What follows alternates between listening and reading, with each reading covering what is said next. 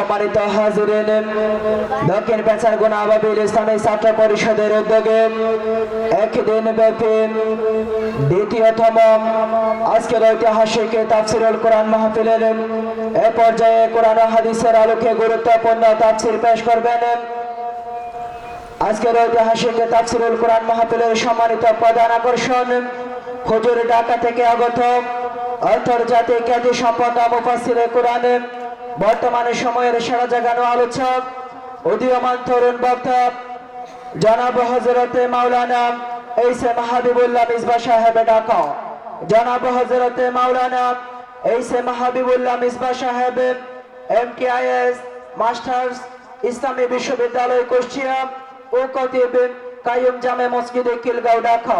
আসসালামু আলাইকুম ওয়া রাহমাতুল্লাহি ওয়া বারাকাতুহু। আপনারা সকলে ভালো আছেন?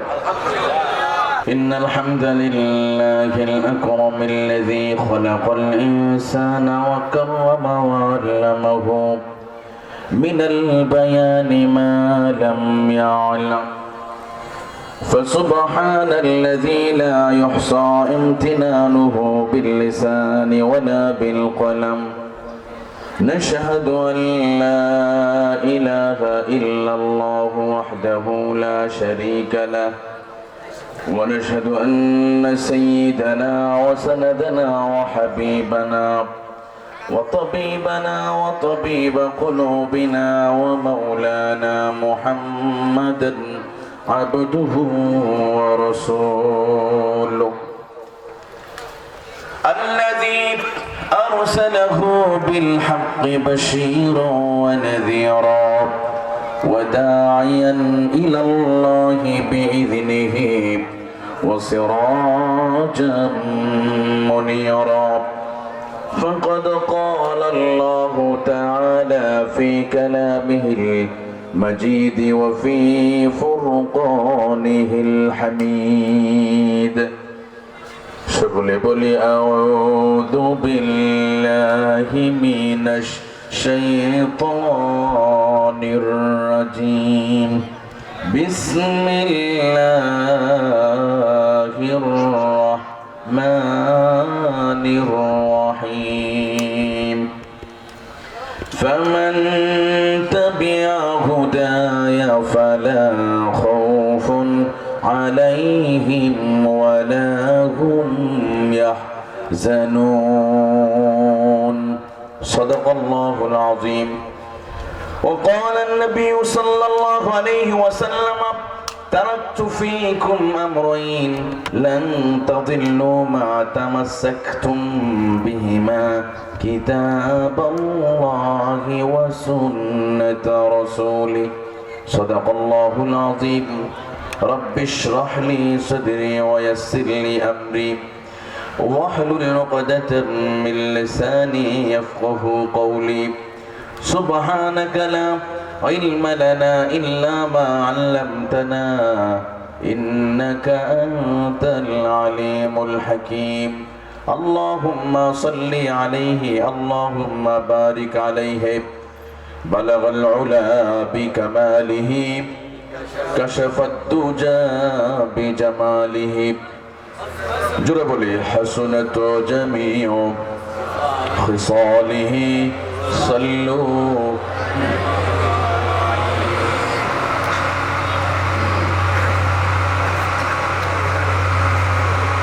باطل ساد ابن والد باطل ساد ابن والد أي آسمانه हम जो बर कर चुका है तो इम्तिहा हमारा बलगल उला बि कमालिही कशफत दुजा बि जमालिही हसनत जमीउ खिसालिही सल्लू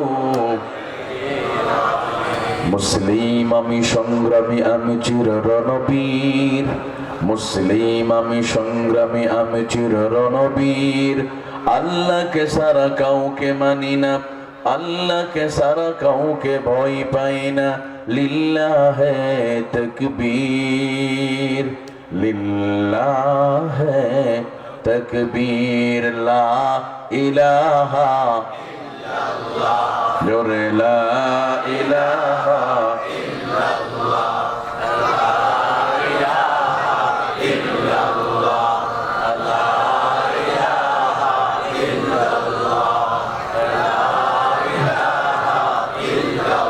লা ইলাহা ইল্লাল্লাহ মুহাম্মাদুর রাসূলুল্লাহ সাল্লাল্লাহু আলাইহি ওয়াসাল্লাম।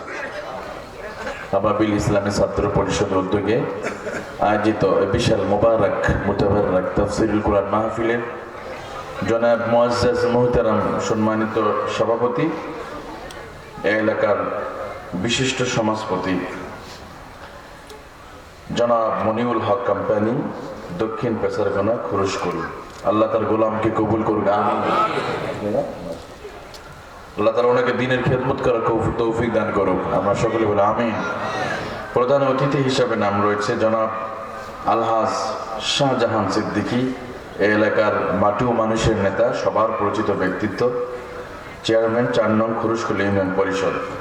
সেই সাথে আলোচনা রেখে ধন্য করেছেন স্থানীয় উলামায়ে কেরামগণ। চমৎকার আলোচনা রেখেছেন হাফিজ মাওলানা শরীফুর রহমান সাহেব, আলোচনা রেখেছেন মাওলানা নুরুল হক আমিন, আলোচনা রেখেছেন এই এলাকার সম্মানিত খতিব সাহেব হাফিজ মাওলানা সুলতান আহমেদ সাহেব। খুব সুন্দর আলোচনা করতেছিলেন কিছুক্ষণ আগে। চমৎকার তথ্যভিত্তিক আলোচনা রেখে ধন্য করেছেন কক্সবাজারের কৃতি সন্তান মাওলানা অ্যাডভোকেট রিদওয়ানুল কবির। সেই সাথে স্টেজ এবং স্টেজের বাহিরে, স্টেজের মাঝখানে অনেক ওলামায়ে কেরাম এখানে আছে, যারা এ জাতির রাহবার, এ জাতির সেরেতাজ, এ জাতিকে যারা ডিরেকশন দেয়, এ জাতিকে যারা পথ দেখায়, তারা হলেন আমাদের রাহবার ওলামায়ে কেরাম, তাই না? এখানে ওলামায়ে কেরামরা যদি থাকে, নিচে কোনো খতিব স্টেজে এসে বসবেন, ওনার কোথায় বসবে? স্থানীয় খতিব সাহেব, মাদ্রাসার মহতামিম নাজিমে তালিমাত, প্রিন্সিপাল, অধ্যক্ষ, ওনারা কোথায় বসবেন? ওরা স্টেজে বসাই দেবেন। সেই সমস্ত সম্মানিত উলামায়ে কেরাম, সেই সাথে মাহফিল পরিচালনা করছে মোহাম্মদ আয়াস জহির, খুব সুন্দরভাবে উপস্থাপনা করছে, চমৎকার। সেই সাথে স্টেজ এবং স্টেজের বাইরে যে সমস্ত আমার প্রিয় ভাইরা দূর থেকে শুনছেন, আর সামনে উপবিষ্ট আমার পিতৃতুল্য বাবাজিরা, তারুণ্যের উচ্ছ্বাস, কলিজার টুকরা প্রিয় যুবক ভাইয়েরা, স্নেহের আদর সোনামণিরা, পর্দার অন্তরের অবস্থানতা, সর্বগুণান্বিতা আমার প্রিয় মা বোনেরা, মোবারক মুতাবারক এই মাহফিল আওয়াজ যাদের কর্ণকুহুরে পুষতেছে, সবাইকে প্রিয় নবী, বিশ্ব নবী জনাবে মুহাম্মদুর রাসূলুল্লাহ সাল্লাল্লাহু আলাইহি ওয়াসাল্লামের শিখানো ভাষায় সালাম, আসসালামু আলাইকুম ওয়া রাহমাতুল্লাহি ওয়া বারাকাতুহু। সম্মানিত প্রিয় বন্ধুগণ, এটা এখন জান্নাতের বাগানে পরিণত হয়ে গেছে, সুবহানাল্লাহ বলার দরকার নেই। কক্সবাজার এলাকার মানুষ এমনিতেই বাংলাদেশের মধ্যে পর্যটন নগরী, অন্যদিকে ওলামায়ে কেরামের মানে আখড়া বলা হয়। কক্সবাজারের জমিন ওলামায়ে কেরাম, অসংখ্য ওলামায়ে কেরাম আছে না? তো এলাকার মানুষ অত্যন্ত আল্লাহওয়ালা, মদিনাওয়ালা। আপনাদের নুরানি চেহারার দিকে তাকালে বোঝা যায়। একটু মাঝে মাঝে সুবহানাল্লাহ আলহামদুলিল্লাহ কষ্ট হবে, কারণ আমি তো কথা বলতে পারি না। সমস্যা হলো এইটাই, কারণ কথা বলার ক্যাপাবিলিটি, যোগ্যতা আমার নেই। আমি শুধু এসেছি, কক্সবাজার এলাকার মানুষ খুবই ভালো, খুব আল্লাহওয়ালা, মদিনাওয়ালা, দিন প্রেমিক, ইসলামী আন্দোলনে বিশ্বাসী, দিন প্রতিষ্ঠার স্বপ্ন দেখে তার আল্লাহকে ভালোবাসে, নবীকে ভালোবাসে। তো সেই আল্লাহওয়ালা, মদিনাওয়ালা মানুষদের কাছে একটু দোয়া নিয়ে জেনে এসেছি। আপনারা রাগ করছেন নাকি? না, পিছনে ভাইরা খুব রাগ করছেন। রাগ করেছেন?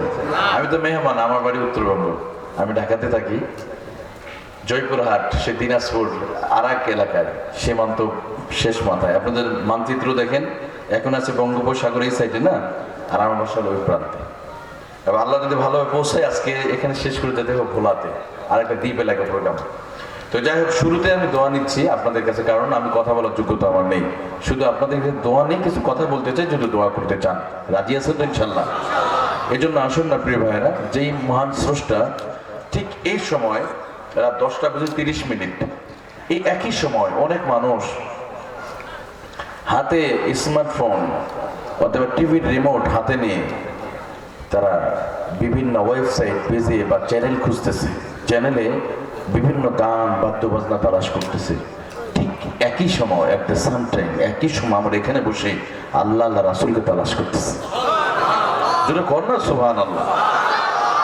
ওই রিমোটটা হাতে নিয়ে টিভি ভর্তি বিনোদন পাওয়া যায়, কিন্তু ওখানে আল্লাহ আল্লাহ রাসূলকে পাওয়া যায় না। ঠিক একই সময় অনেকে ল্যাব তোষকের যাত্রী হয়ে, অনেকে চিৎপটাং হয়ে শুয়ে আছে, ঠিক সেই সময় এই আল্লাহওয়ালা মানুষগুলো কিসের নেশায়? আচ্ছা, এখানে মাহফিল শেষ করে আপনাদের ফোনে কি ব্যালেন্স দিয়ে হবে? বিকাশ করে কোনো টাকা দিয়ে হবে নাকি? কোনো খাবার আছে? খাবার না, আশ্চর্য ব্যাপার। এরপরও আপনারা কেন বসে আছেন আমি তো বুঝি না। আল্লাহু আকবার, আল্লাহু আকবার বলেন। তার মানে বোঝা গেল সত্যি এলাকায় মানুষের ঈমানওয়ালা মানুষ, কালিমাওয়ালা, মদিনাওয়ালা। আল্লাহু আকবার। অতএব প্রিয় ভাইরা, যারা টিভির সামনে বসে আছে, স্মার্টফোনে অসুস্থ বিনোদন তালাশ করতেছে, ঠিক আমরা এখানে বসে আল্লাহকে খুঁজতেছি। দুই দল কি এক? কথা কয় না। দুই দল কি এক সমান? এক সমান নয়। কারণ ইবলিস চায় না মানুষ কোরআন শুনুক, কারণ কোরআন শুনলেই মানুষ পরিবর্তন হয়ে যায়। তো যে আল্লাহ তাআলা আমাদেরকে ল্যাব তোষকের যাত্রী না বানিয়ে, স্টার জলসা জি বাংলা যাত্রী না বানিয়ে, স্মার্টফোনে যাত্রী না বানিয়ে কোরআনের প্যান্ডেলে যাত্রী বানিয়েছে, তো আল্লাহ যদি শুকরিয়া আদায় করবো না?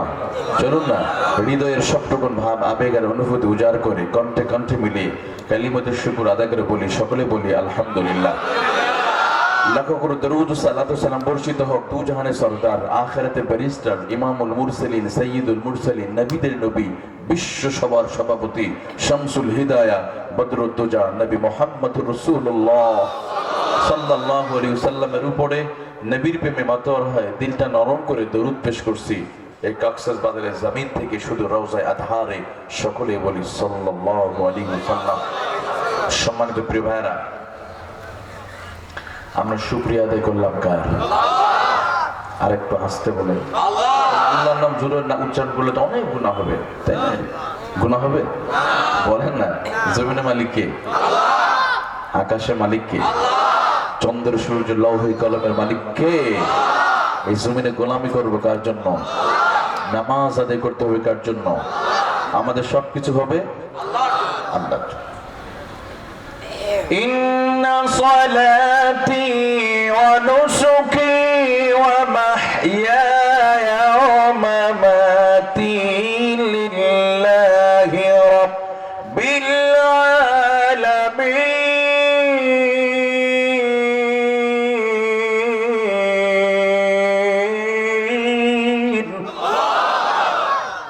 ঘোষণাকার আমার নামাজ, আমার জীবন, এই আয়াতের শপথ যারা নিয়েছি, আমরা আজকেও নিলাম এই তেলাওয়াতের মধ্য দিয়ে আমার জীবন মরণ সব কাটল।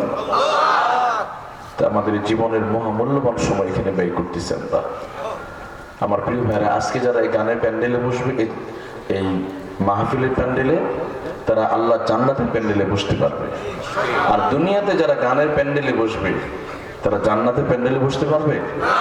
কারণ আল্লাহ তিনিও জান্নাতের ভিতরে এরকম কোরআনে মাহফিল করবে। সুবহানাল্লাহ। কোরআন পন্থীদের কলিজা আল্লাহ ঠান্ডা করে দিবে কোরআনের তেলাওয়াতের মাধ্যমে। সুবহানাল্লাহ। আল্লাহ বলবেন, নবী দাউদ তুমি কোরআন তেলাওয়াত করে কোরআন পন্থীদের কলিজা ঠান্ডা করে দাও। সুবহানাল্লাহ বলে হাজার বছর মানুষ জমিনে পড়ে থাকবে।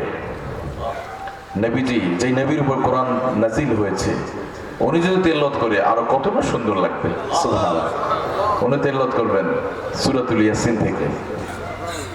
এবার নবীজি তেলাওয়াত হবে, জান্নাতীরা পড়ে থাকবে। সর্বশেষ যিনি এই কোরআন পাঠিয়েছে ওনার নাম কি? আরো জোরে বলেন। স্বয়ং আল্লাহ রাব্বুল আলামিন সূরা আর-রাহমান থেকে তেলাওয়াত করে শুরু করবে। সুবহানাল্লাহ। ফি মাকআদি সিদকিন ইনদা মালিকিন মুকতাদিরিন বিসমিল্লাহির রাহমানির রাহিমির রাহমান আল্লামাল কুরআন।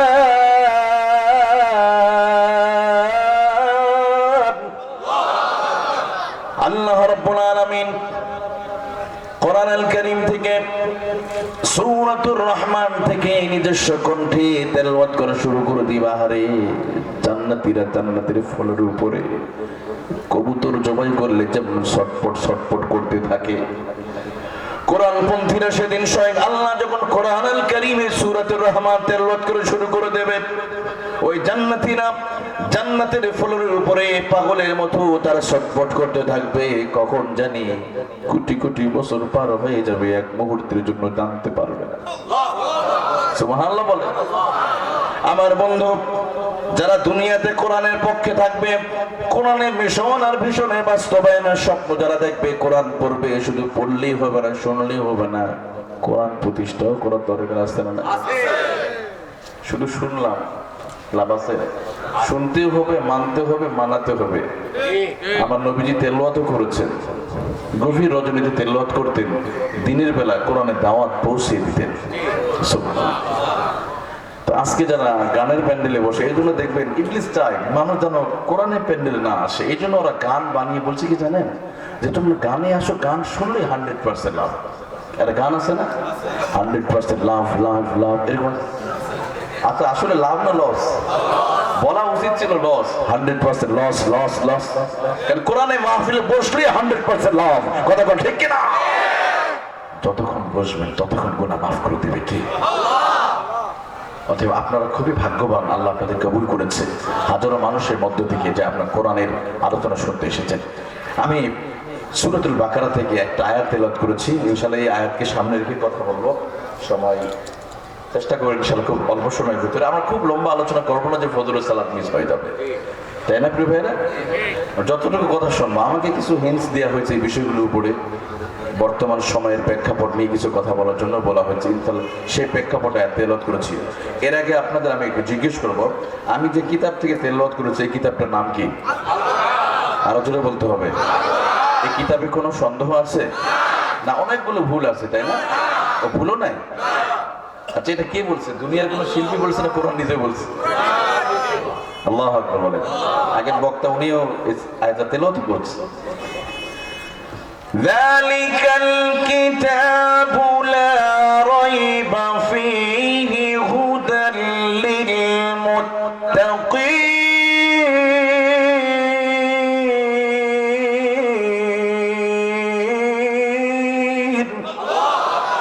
This is book, there is no doubt.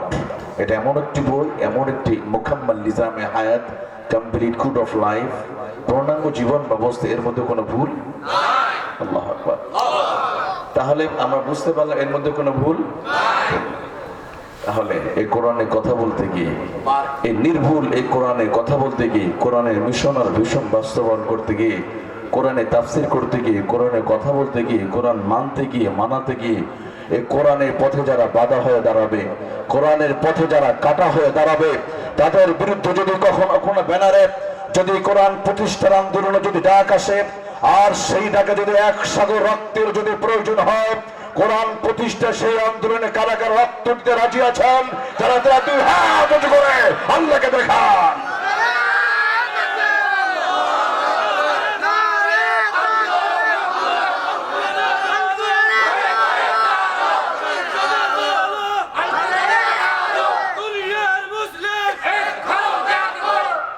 আমিন বলেন। আপনাদের কষ্ট হচ্ছে? আপনাদের কথা বলেন, আমি ইনশাআল্লাহ আস্তে আস্তে আমারও শরীরটা গরম হতো নাকি। আর যেহেতু এই এলাকায় অনেকে আমাকে চিনে না, যারা নেটে শুনে তারা হয়তো চিনবে যে আজ আমি এই এলাকায় প্রথম। তবে আপনাদের ওই এলাকায় মোটামুটি আলহামদুলিল্লাহ গত সপ্তাহে আসছিলাম, আবারও ফেব্রুয়ারিতে আসবো, জানুয়ারিতে আসছে, যদি আল্লাহ সুস্থ রাখে হয়তো আবার আসা হবে এদিকে। আজকে ওই মাহফিল থেকে কয়েকজন আসছে, আপনার ঈদগাহ থেকে এবং বাংলা বাজার থেকে কয়েকজন ভাইরা আসছে, আমার আশপাশে হয়তো আছে ওনারা। তো যাই হোক, আপনাদের কষ্ট হচ্ছে নাকি? তাহলে আমরা বুঝলাম কোরআন, এতে কোনো ভুল নাই। আমার নবীজি 1400 বছর আগে এই কোরআনুল কারীম দিয়ে ওই জাহলি মানুষদের তিনি পরিবর্তন করেছেন। সুবহানাল্লাহ বলেন। আমার নবীজির কোনো পারমাণবিক বোমা ছিল না, ওনার অ্যাটমিক কোনো বোমা ছিল না, ওনার কোনো AK-47 ছিল না, ওনার ছিল এই 30 পারা কোরআন। অস্ত্রটার নাম কি? কোন বিশাল বাহিনী ছিল? কোন গোয়েন্দা বাহিনী, র্যাব, কোবরা, বিজিবি, NSI, কোন সিসি ক্যামেরা? পরিবর্তন করেছেন কি দিয়ে? এই কিতাব দিয়ে। সুবহানাল্লাহ। আজও সেই কিতাব মনে নাই? আমাদের দেশে কোরআন আছে না নাই? সেই কিতাব আছে, কিন্তু সেই কিতাবটা জায়গা মতো নাই। কথা বলেন ঠিক কি না? আজকে আচ্ছা এখানে কি করোনার ভ্যাকসিন নিয়েছেন কেউ আপনারা? কারা কারা নিয়েছেন হাতে উঠান দেখি। মেজরিটি পার্সেন্ট, মার্শাল্লাহ, হাত নামান। দেখেন আজকে পৃথিবীবাসী সবাই করোনার ভ্যাকসিন নিতে উৎসাহিত করছে। আমিও এর বিরুদ্ধে বলছি না, ভ্যাকসিন নিতে হবে, কারণ লিকুল্লি দা ইন দাওয়াউন, যে স্রষ্টা রোগ পাঠায় তিনি আবার রোগ প্রতিরোধ ঔষধও পাঠান। অবশ্য ভ্যাকসিন নেবেন, কিন্তু এই করোনার ভ্যাকসিন হয়তো আমাদের শারীরিক অ্যান্টিবডি তৈরি করবে, রোগ প্রতিরোধ ক্ষমতা বাড়াবে, শরীরের শক্তিটা বাড়াতে পারে, কিন্তু আমাদের হৃদয়ে যে মরিচা পড়ে গেছে গুনাহ করতে করতে, তাজকিয়া নাফস অর্থাৎ যাবতীয় অন্যায়, অনাচার, দুরাচার, পাপাচার, অশ্লীলতা, বেহাপনা, যত পাপাচারের কারণে যে এই যে গজব আযাব হয়, এই জন্য কি ওই গজব বন্ধ করার জন্য কখনো কোনো ভ্যাকসিনের কথা বলা হয়েছে?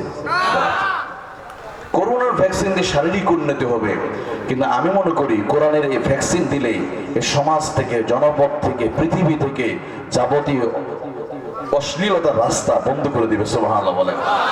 কারণ কোরআন প্রতিষ্ঠা হয়ে গেলে ওই সমাজে, ওই জনপদে কোনো জিনা বিচার হবে, কোনো চুরি বাটপারি, ধর্ষণ এগুলো হবে না, কারণ কোরআন এই ভ্যাকসিনটা দিতে হবে। তাহলে বর্তমান পৃথিবী কেউ বলছে না সবাই শুধু করোনার ভ্যাকসিন নাও, ভ্যাকসিন কিনা নিয়ে ব্যস্ত হয়ে আছে। আরে বাবা, গোটা পৃথিবীটা যদি ভ্যাকসিন দিয়ে যদি তোমরা ভরে দাও, আর কোরআনকে যদি বৃদ্ধাঙ্গুল দেখে, আল্লাহর আইনকে যদি তোমরা পিছনে রেখে নিজেদের আইন যদি চলতে চাও, আর পাপের রাস্তা খোলা রেখে দিবে, আর অন্যদিকে ভ্যাকসিন নিবে, ভ্যাকসিন কেন গোটা শরীরে ভ্যাকসিন দিল, সমাজ থেকে অপরাধ দূর হবে না, এবং সেই সাথে আল্লাহ তাআলা ওই জনপদ থেকে বিপদ গজব কোনোদিন দূর করবেন না। কথা ঠিক কিনা? এই জন্য অপরাধ বন্ধ করতে হলে করোনার ভ্যাকসিনের সাথে সাথে পৃথিবীবাসীকে কোরআনে ভ্যাকসিন দেওয়ার দরকার আছে না? কিন্তু কেউটা বলছে না কোরআনে ভ্যাকসিন নিতে হবে, বলছে? আজকে আমাদের দেশে ধর্ষণ বন্ধ করতে হলে এদের ভ্যাকসিন দরকার। কিসের? বিজয়ের মাসেও আপনাদের এই যে পর্যটন নগরী হয়েছে না, স্বাধীনতার 50 বছর 11 দিনের মাথায়, না মেবি 11 না 6 দিনের মাথায়, 50 বছর 6 দিনের মাথায় বিজয়ের মাসে আমার এক বোনকে পালাক্রমে দলবদ্ধ হয়ে ধর্ষণ করেছে। কথা ঠিক কিনা? অথচ এই দেশ পরিচালনা করছে গত 29 বছর ধরে তরমুজ পার্টি, নারিকেল পার্টি, পুরুষরা নারী প্রধান, ঘুরে ফিরে নারীরাই, পররাষ্ট্রমন্ত্রী নারী, প্রধানমন্ত্রী নারী, তরমুজ পার্টির প্রধানও নারী, নারিকেল পার্টির প্রধানও। তাহলে এতদিন নারীরা ক্ষমতা থেকেও আজকে 50 বছর পার করলাম, এরপর নারীদের নিরাপত্তা আমরা দিতে পেরেছি না? আগের তুলনায় ধর্ষণ আরো বেড়ে গেছে। আগের তুলনায় ধর্ষণ ডিজিটাল কায়দায় এখন ধর্ষণ হচ্ছে। কথা কোন ঠিক কিনা? তাহলে গত 50 বছর 10 দিন ধরে আমরা ব্রিটিশের পচা দুর্গন্ধ আইন দিয়ে, ডক্টর কামাল সাহেবদের তৈরি করে কনস্টিটিউশন, সে আইন দিয়ে বিচার করে এই বাংলার জমিন থেকে আমরা ধর্ষণ বন্ধ করতে পারি না। কথা কোন ঠিক কিনা? তবে আমি আপনাদের বলে দিয়ে যাচ্ছি, 50 বছর লাগবে না, 50 মাস লাগবে না, 50 সপ্তাহ লাগবে না, 50 মিনিটের ভিতরে সোনার বাংলাদেশ থেকে ধর্ষণ বন্ধ হয়ে যাবে। এই কোরআনুল কারীমকে যদি জায়গা মতো নিয়ে কোরআনে বিল যদি আনা যায়, কথা ঠিক কিনা? অতএব কারা কারা চান সোনার বাংলাদেশে কোরআন দিয়ে ধর্ষণের বিচার করা হোক, তারা তারা 2 হাত যখন আল্লাহকে দেখায়।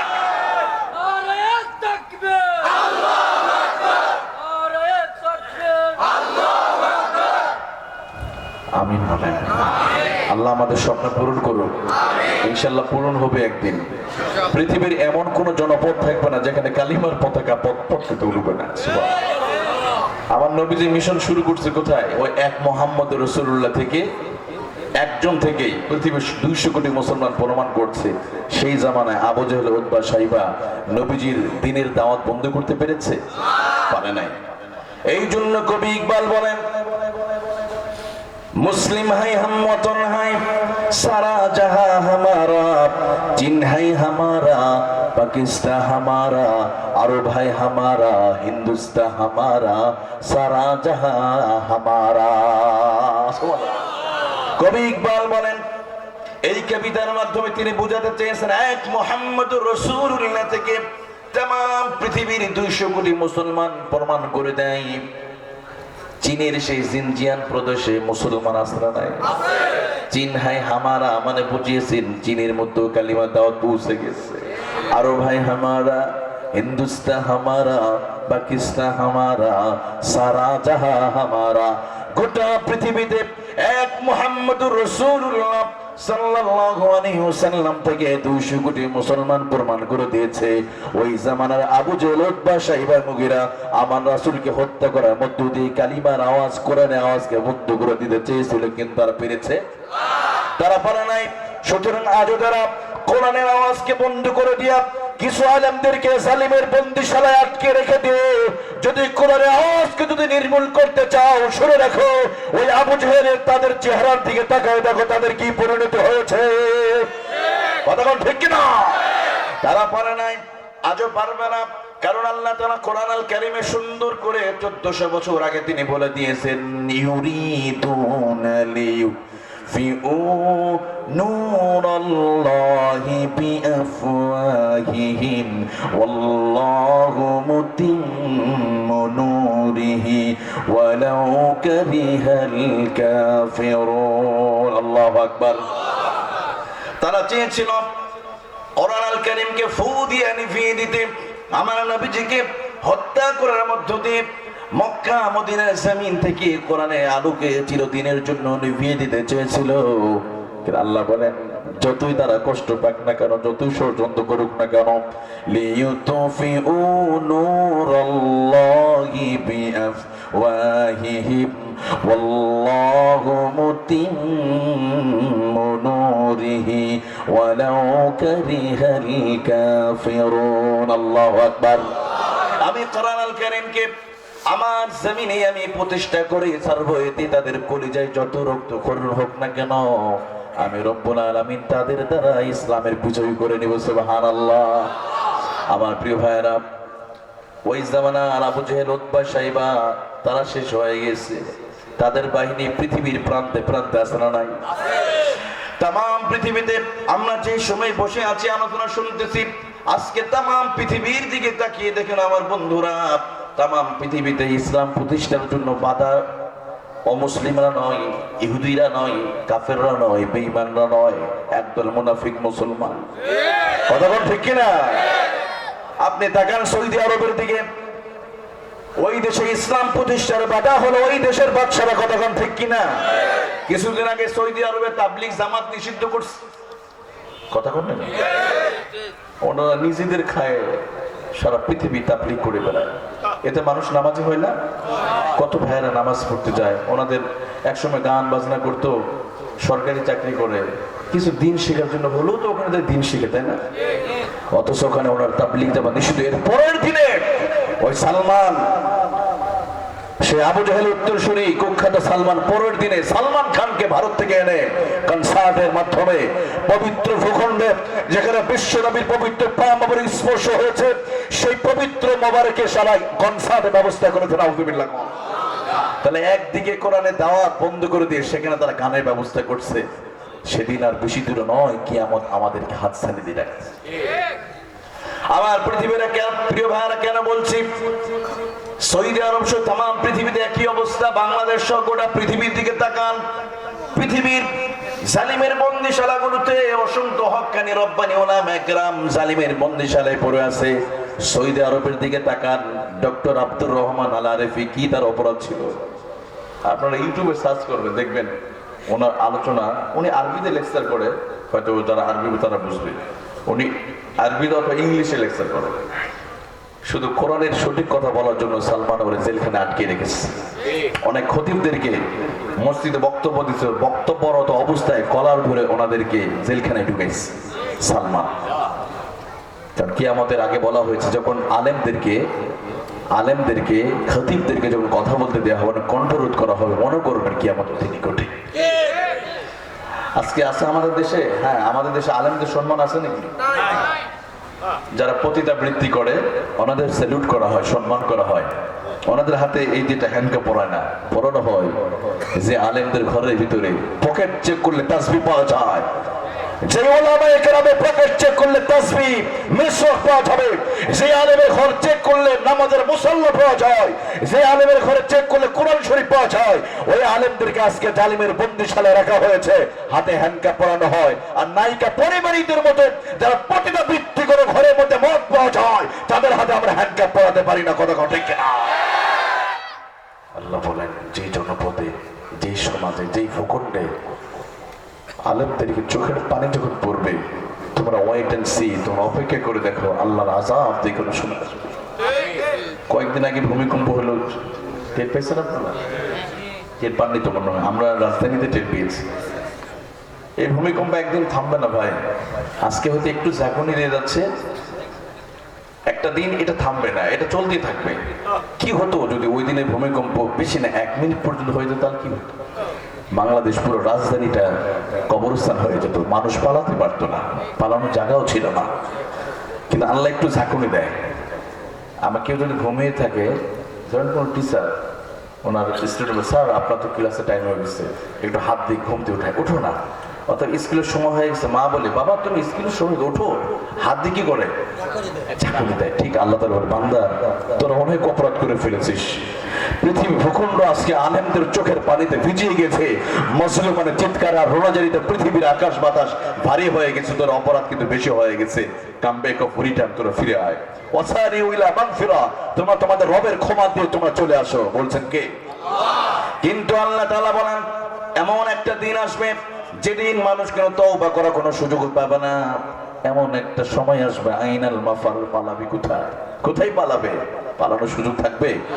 কিন্তু তার আগেই রবের দিকে ফিরে আসার দরকার আছে না নাই?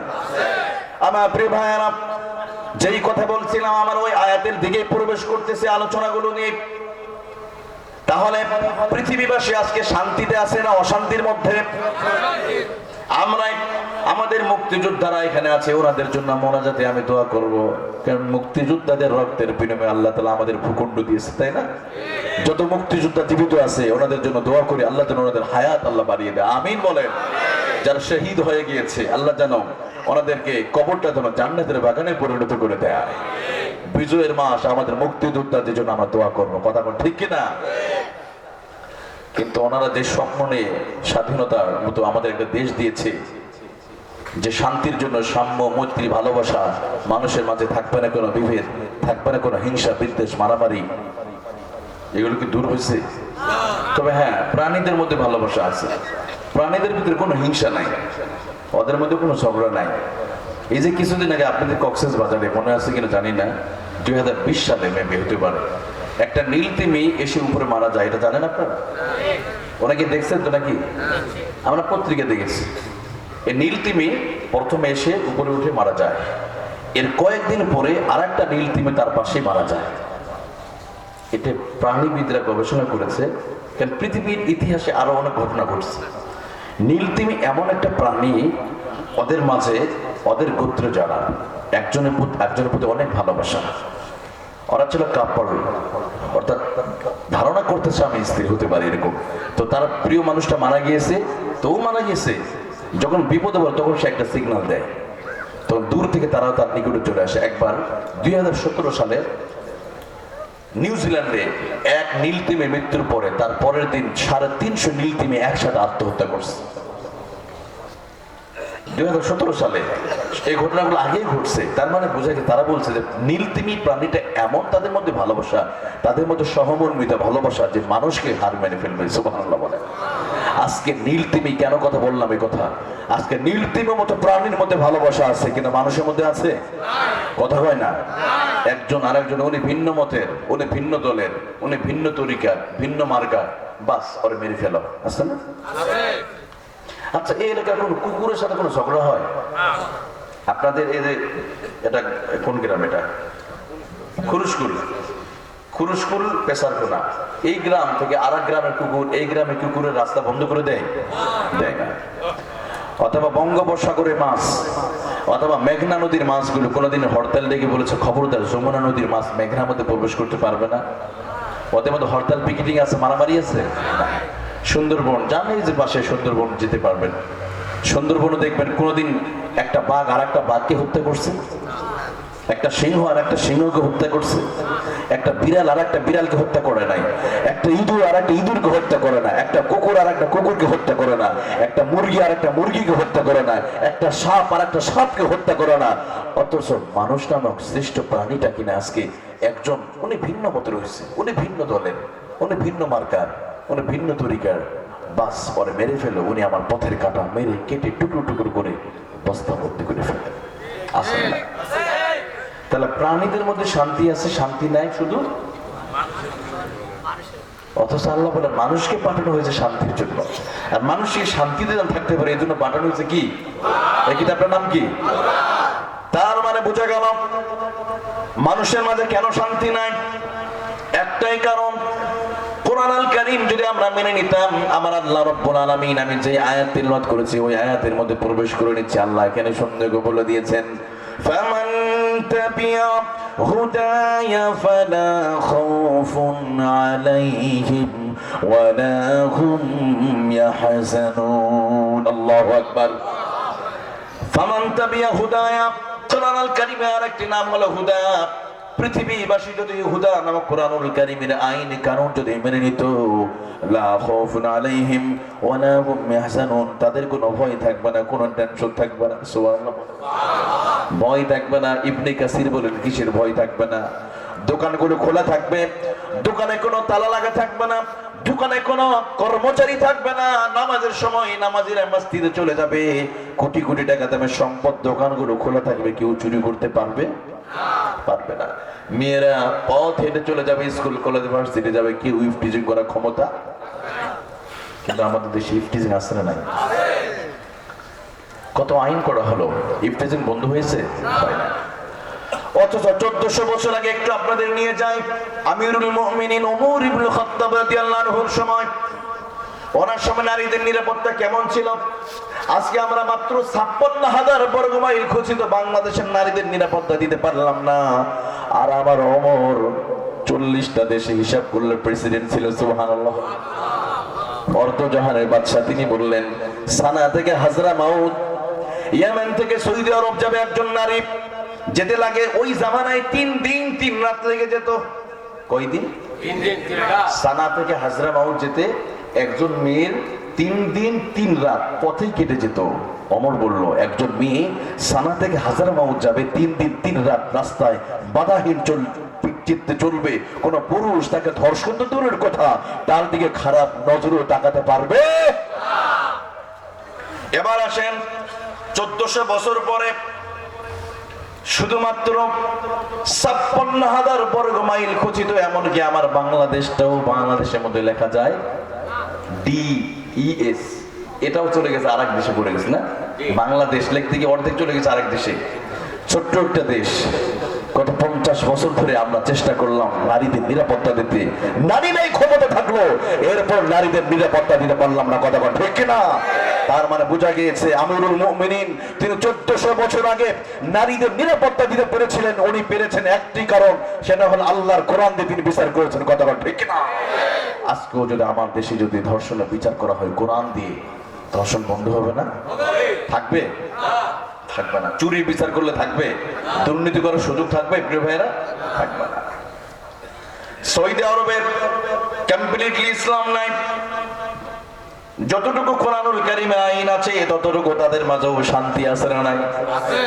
আমার প্রিয় ভাইরা, সৌদি আরবে যদি যান, অনেকে হাজী সাহেবরা আছে, সম্মানিত হাজী সাহেবরা, কোটি কোটি টাকা দামের স্বর্ণের দোকানগুলো খোলা আছে, কেউ চুরি করে? আর সোনার বাংলাদেশে আসরের নামাজ পড়তে গেলে 10 টাকা দামের পঞ্চের জুতাগুলো কোন জায়গায় আছে বারবার দেখতে হয়।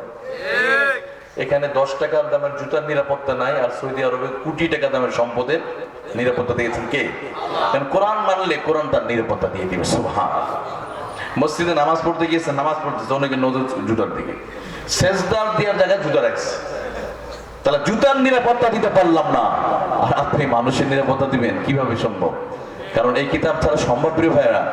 এই জন্য বার্নার্ড রাসেলকে বলা হলো, 19 শতাব্দীর শ্রেষ্ঠ দার্শনিক, নাম শুনছেন যারা ভার্সিটি কলেজে পড়াশোনা করছে, ওনাকে বলা হলো একজন খ্রিস্টান হওয়ার পরে তারাও গভীরভাবে চিন্তা করে, কারণ তারা তো ইতিহাস পড়ে, আমার নবীজি কিভাবে রাষ্ট্র চালিয়েছেন, রাষ্ট্রনীতি কেমন ছিল, ওনার পররাষ্ট্রনীতি কেমন ছিল।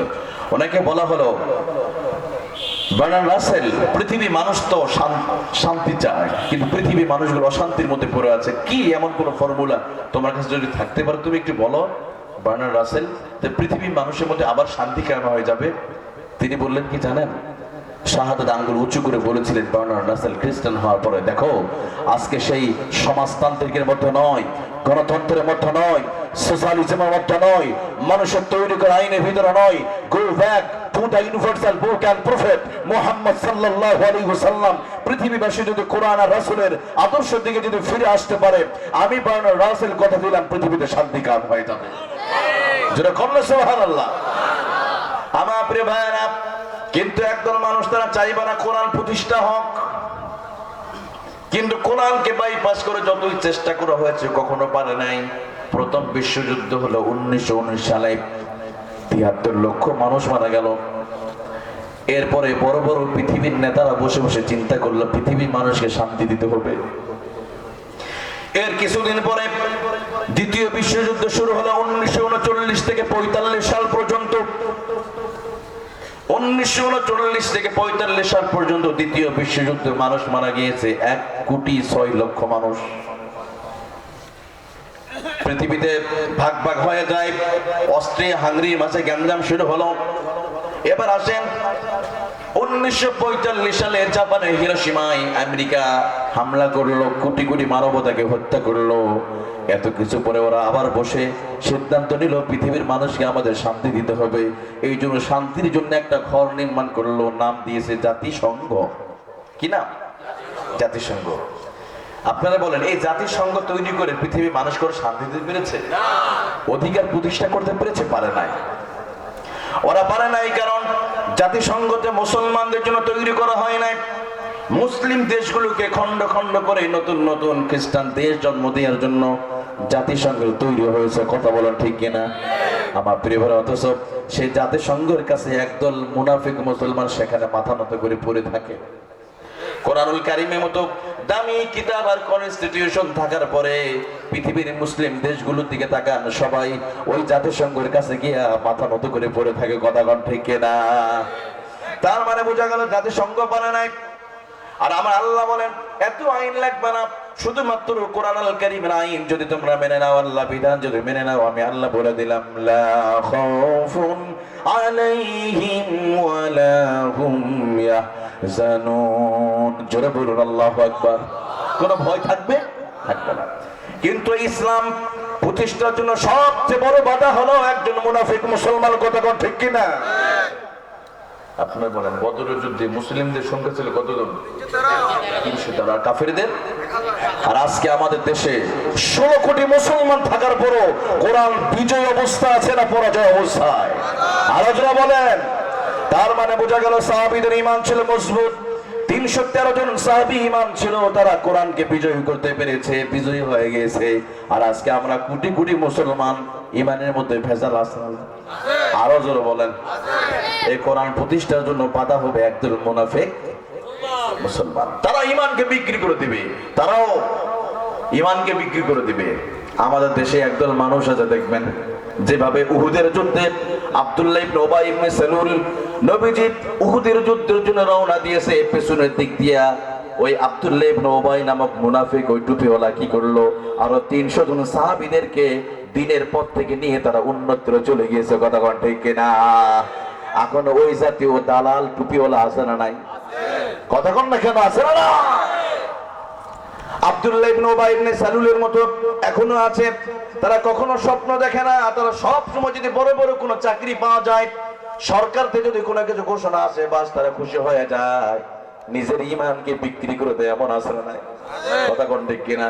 কয়েকদিন আগে দেখলাম, নিউজ দেখেছেন আপনারা, একজন আলেম টুপিওয়ালা মিডিয়ার সামনে সিনেমা উদ্বোধন করছে। উনি মাথায় টুপিতে দোয়া করতেছে। নাউজুবিল্লাহ। মাথায় টুপি দিয়ে রুমাল পরে উনি সিনেমা উদ্বোধন করতেছে। নাউজুবিল্লাহ বলেন। কথা বলতেছে, আল্লাহ তুমি এটা কবুল করে নাও। আচ্ছা, উনি কি কবুল করলো? ওই একটা বার বুঝলো না।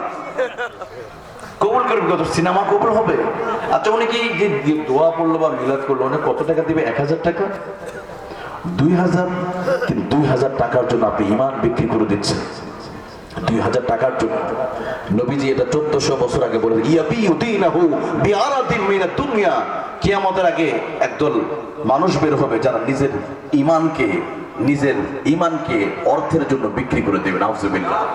এই জন্য দেখবেন নির্বাচনে আসলেই দেখা যায় আমরা এক কাপ চা হলে ইমান বিক্রি করে দেয়, আছে না? ভালো মানুষগুলো থাকতে সমাজে, আল্লাহওয়ালা মদিনাওয়ালা মানুষগুলো থাকতে আমরা চিনি না, যারা কোরআনের পক্ষে, ইসলামের পক্ষে, আলেম ওলামাদের সাথে থাকে, মসজিদ মাদ্রাসার সাথে থাকে, এদের সাথে আমরা থাকি, কিন্তু তাদের সাথে আমরা আছি। হ্যাঁ, বল্টু ভাইয়ের চরিত্র ফুলের মতো পবিত্র, নামাজ পড়ান এক অক্ত বিড়িটা নেই সূত্র, আসেন না? কিন্তু আমার প্রিয় ভাইয়েরা, আমার অনেক আল্লাহওয়ালা মানুষও আছে না নাই? আরো জোরে বলেন। এই যে কোরআনের মাহফিল গুলো হওয়ার জন্য যারা সাপোর্ট দেয়, সহযোগিতা করে, তারাও কোরআনের পক্ষের মানুষ। কথা বল ঠিক কিনা? আমরা বিভিন্ন মার্কায় মার্কা আলাদা হতে পারি, সবাই এই দেশের মানুষ, সবাই ইসলামকে ভালোবাসে। কথা বল ঠিক কিনা? সবাই ইসলামকে ভালোবাসে, ইসলামের পক্ষে আমরা আছি। কথা বল ঠিক কিনা? আমার প্রিয় বন্ধুরা, তাহলে আল্লাহ তাআলা কত সুন্দর করে বলেছেন, তোমরা যদি শান্তিতে থাকতে চাও একমাত্র কোরআন তোমাদের মেনে নিতে হবে। কথা কোন ঠিক কিনা? আর আমরা কোরআনকে বাইপাস করে, কোরআনকে বাইপাস সার্জারি করে নিজেরা শান্তি দিতে চেয়েছি, কিন্তু কখনো শান্তি আছে? শান্তি নাই। আমি তো বললাম কি হলো, আমাদের সমাজে মানুষদের মাঝে এমনও মানুষ আছে টিউবওয়েলের পানিগুলো আর একজনের রাস্তাতে যেতে দেয়। সমাজে কি দৃশ্য আজকে! কেন ভাই এরকম হবে? একজনের ঘরের সামনে দিয়ে একটু পানি যাচ্ছে, টিউবওয়েলের পানি, রাস্তা বন্ধ করে দেয়। এটাকে একটা নিউজে দেখলাম, ওনার ঘরের পাশে একটু ওনার জায়গা, 2 হাত জায়গা, ওই বাড়ির মানুষগুলো ঢুকতে পারে না, রাস্তা বন্ধ করে দিয়েছে। একজন মহিলা ওই প্রাচীর, এরকম প্রাচীর টপকি ওনাকে পার হতে হয়েছে। ছোট্ট বাচ্চাদেরকে নিয়ে ওনারা বাজারে যায়, ঘাটে যাচ্ছে, এই প্রাচীর ওভারটেক করে ওই পার গিয়ে, অথচ উনি চাইলে ওটা রাস্তাটা বন্ধ কেটে দিতে পারে। আচ্ছা, কখনো প্রাণীদের মাঝে এই আচরণটা দেখছেন আপনারা? কথা কয় না। কোন কুকুর আর একটা কুকুরের রাস্তা বন্ধ করে, কোন বিড়ালের রাস্তা বন্ধ করে না। অথচ মানুষ, কি হলো আজকে আমাদের হৃদয় পাথরের মতো হয়ে গেছে। আজকে আমরা একজন আর একজনকে ছাড় দিতে চাই না। সমাজে কেউ যদি একটু ভালো অবস্থান থাকে, ওরে কেমনে নামানো যায়, আছে না নাই? অথবা কেউ একটা অবস্থানে আছে, আমরা তার বিরুদ্ধে, অথবা আমরা একই ভাই, একই দলের মানুষ আমরা সবাই, তাই না? আচ্ছা, আমাদের যদি এত বিভেদ আমরা মনে করি, অথচ আমাদের চামড়াটা কাটলে রক্তের কালারটা কি? লাল। সবার রক্তের কালার লাল। আমরা সবাই মুসলমান ভাই ভাই। এই এলাকার যত মুসলমান আছে সবাই আমার ভাই। কথা বল ঠিক কিনা? আর গোটা বাংলাদেশে যত মুসলিম যারা ইমানের উপর যারা ইমান এনেছে, সবাই আমাদের ভাই ভাই। কথা বল ঠিক কিনা? অথচ কখনো কোনো সময় একটু মতের অমিল হয়ে গেছে, ভিন্ন মতের হয়ে গেছে, অথবা আমার স্বার্থের একটু বিপরীত হয়ে গেছে, বাস ওরা মেরে ফেলো, ওরা শেষ করে দাও। কিছুদিন আগে একটা বিয়ে বাড়ির অনুষ্ঠানে গরুর গোস্ত বিতরণ করতেছে বরযাত্রীদের মাঝে। গরুর গোস্তটু যাত্রীদের জন্য বরযাত্রীদের একটু কম হয়ে গেছে। তো বাস এরা একটা কথা বলা শুরু করলো, তোমরা যাত্রীদের সম্মান করতে পারো না। এবার ওই মেয়ের পক্ষে মানুষগুলো তারাও রেগে গেল। এরা একটা কথা, ওরা 2টা কথা, ওরা 3টা কথা, এরা 4টা কথা। এই যে শুরু হলো ঝগড়া, হতে হতে হাতাহাতি মারামারি, এক পর্যায়ে অসংখ্য অগণিত আহত হয়ে গেল। ওই চেয়ার ভেঙে একজনের মারা শুরু করছে। এক পর্যায়ে একজন মারাই যায়। কোথায় আমরা আছি আজকে? আমাদের মানবতা, মনুষ্যত্ববোধ কোথায়? আজকে কেন জানি তো মনে হচ্ছে এই জন্য বোধ হযরত ওমর গাছের পাতা থেকে তিনি আফসোস করতেন, হায় ইয়া ওয়াইলাতা লাইতানি কুনতু ওরাকা, আমি যদি গাছের পাতা হতাম তাহলে আমি ওমরকে কবরে যে ওই আল্লাহর কাছে হিসাব দিয়ে লাগতো না, অন্ধকার কবরে আমাকে যেতে হবে, আমার আচরণ, আমার ব্যবহারে কেউ কষ্ট পাচ্ছি কিনা। অথচ প্রিয় ভাইরা, আমার আপনার প্রিয় নবী কেমন ছিল জানেন? আপনি একজনকে কনসিডার করতে পারেন না, সাথ দিতে পারেন না, কিন্তু আপনার নবীজি কেমন আচরণ ছিল। একদিন নবীজি আবু বকর, ওমর, ওসমান, আলী সমস্ত সাহাবীদের সাথে নিয়ে বসে আছে। এমন সময় এক ইহুদি তার গাধাটা মসজিদে নববীতে বেঁধে রেখে দাঁড়িয়ে প্রস্রাব করা শুরু করছে। নাউজুবিল্লাহ। অনেকে দাঁড়িয়ে প্রস্রাব করে না, এদিকে তো আবার এগুলো দাঁড়িয়ে কেউ প্রস্রাব করে না, মনে হয় করে। এদিকে পোলা বান্না করে নাকি? না, এটা ঠিক নয়, বসে করতে হবে। এখন তো বড় বড় রেস্টুরেন্টগুলোতে যদি যান, আমরা তো বিপদে করে দেয় এখন। এই যে মাহফিলের সফরে যাই, বড় বড় যে বিরতি দেয়, আপনার চট্টগ্রাম যাবেন দেখবেন অনেক বড় বড় হোটেল আছে, আধুনিক হোটেল, ওখানে গেলে দাঁড়িয়ে প্রস্রাব করতে হয়। এরকম একটা বোতল রাখছে, বাস দাঁড়িয়ে স্প্রে করতেছে ওনারা। আমরা এখন আলেম ওলামা মানুষ, আমরা মহা বিপদ, টয়লেটের মধ্যে ঢুকতে হয়।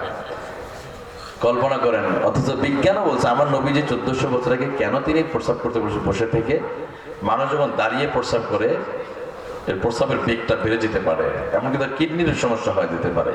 আর বসে করলে আপনার ভিতরে যত ইউরিনটা আছে সমস্ত ইউরিনটা আস্তে আস্তে করে পাস হয়ে যায়, বের হয়ে যায়। সুবহানাল্লাহ বলেন, শ্রেষ্ঠ বিজ্ঞানী বলে। আর আমরা বিপরীতটা বানালাম। তো যাই হোক, দাঁড়িয়ে প্রস্রাব করে ওই ইহুদি সাহাবীদের সামনে দাঁড়িয়ে প্রস্রাব করা শুরু করছে। অমর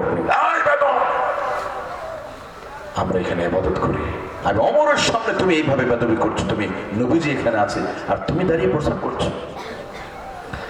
আমার নবীজি কামলিওয়ালা নবী রাহমাতাল লিল আলামিন, নবীজি বলে ওমর তুমি ঠান্ডা হয়ে যাও, ওরে প্রস্রাব ইউরিনটাকে পাস করতে দাও, কারণ কোন মানব যখন প্রস্রাব করতে চায় ওরে বাধা দেওয়া যাবে না, কারণ বিজ্ঞান বলে কোন মানুষ প্রস্রাব আটকিয়ে রাখলে তার কিডনির সমস্যা হয়ে যেতে পারে।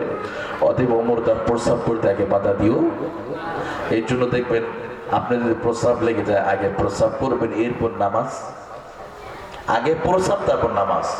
কারণ আগে আপনি যদি প্রস্রাবের ব্যাগ নিয়ে যদি নামাজ পড়েন, নামাজ হবে? এখানে ওলামায়ে কেরাম এখানে আছে, জিজ্ঞেস করে দেখেন, ছোট ছোট বাচ্চারা বলতে পারবেন। আপনার টয়লেট সেরে নিয়ে এরপর আপনি কোথায় যাবেন? মসজিদে যাবেন। কিন্তু টয়লেটের চাপ নিয়ে কখনো নামাজে দাঁড়ানো যাবে? তাহলে নামাজ শেষ হয়ে যাক, সমস্যা নাই, 1 রাকাত 2 রাকাত 3 হলে হয়ে যায়। কিন্তু কখনো টয়লেট বা প্রস্রাব পায়খানা আটকিয়ে রাখবেন না, যারা রাখে তাদের কিডনি নষ্ট হয়। সমস্ত ডাক্তার এটা বলেছে।